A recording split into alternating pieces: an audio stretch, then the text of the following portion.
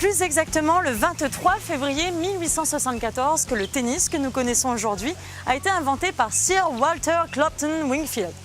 Bon, ça c'était pour faire un peu d'histoire parce que ce qui nous intéresse vraiment au fond, c'est de la façon dont ce sport est pratiqué par les jeunes en Nouvelle-Calédonie. Suivez-moi.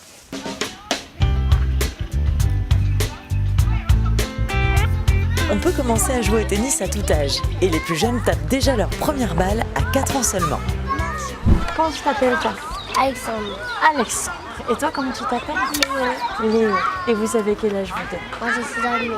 Et toi, Moi j'ai 5 et demi. t'as 5 ans et demi? Comme toi. Toi, t'aimes bien jouer au tennis? Pourquoi? Vas-y, raconte-moi. il est à fond. J'aime bien courir après les balles, aller chercher les balles. Il est à fond lui. C'est vrai? Pourquoi? Parce que c'est amusant. Pour les plus petits, il suffit de leur apprendre les bases du jeu, c'est-à-dire taper dans une balle à l'aide d'une raquette.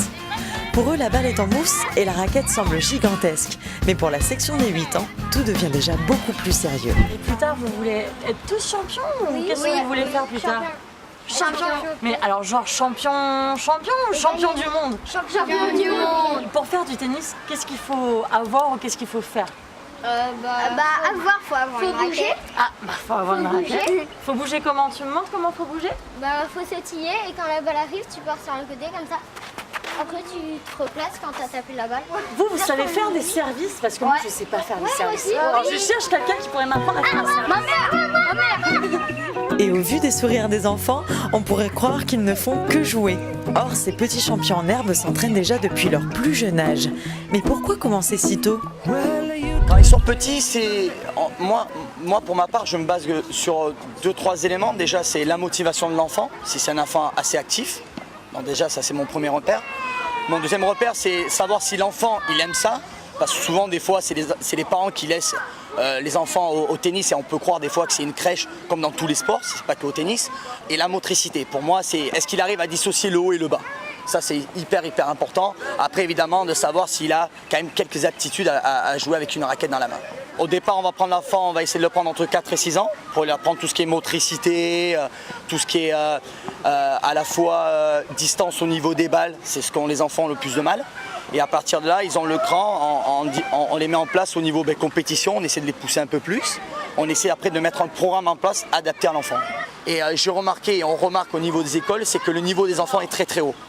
On pourrait souvent croire, on pourrait penser que l'enfant délaisse l'école et se consacre que à son sport.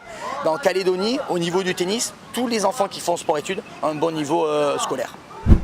Et justement, en parlant de résultats scolaires, pour mieux comprendre comment on peut lier les études au sport de compétition, nous sommes allés à la rencontre d'Anna Efpin, une jeune Calédonienne de 17 ans seulement, classée 70e joueuse mondiale au classement junior.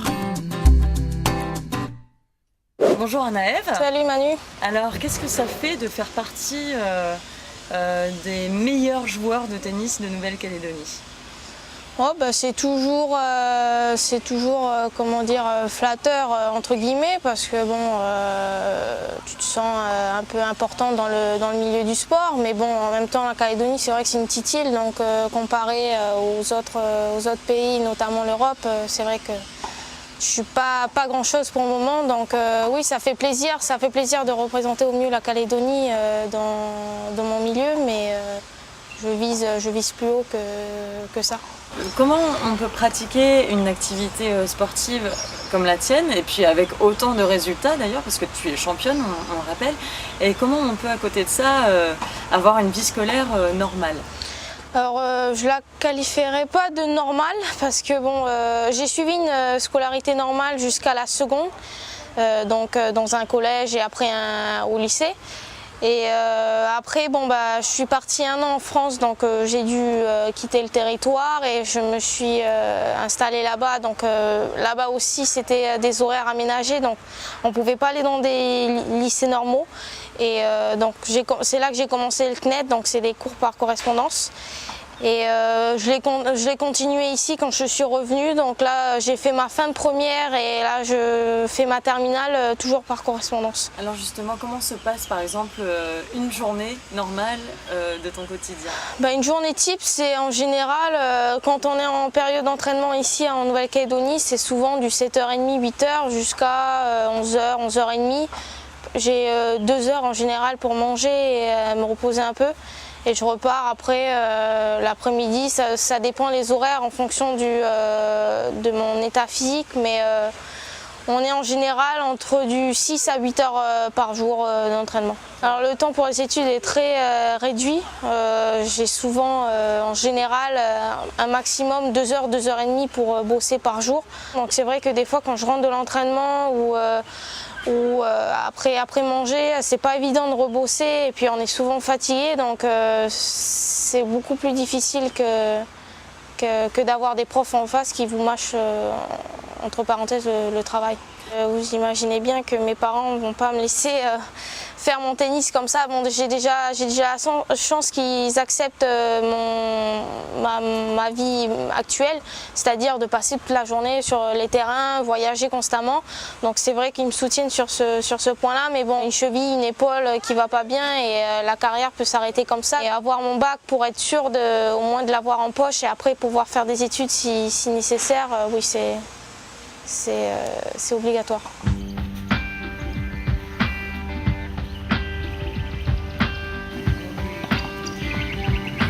En tout cas, même si vous ne savez pas jouer au tennis, ce n'est pas grave, vous pouvez toujours apprendre. Allez, je vous donne rendez-vous dès la semaine prochaine, à la même heure, sur la même chaîne, avec le même peps, bien sûr.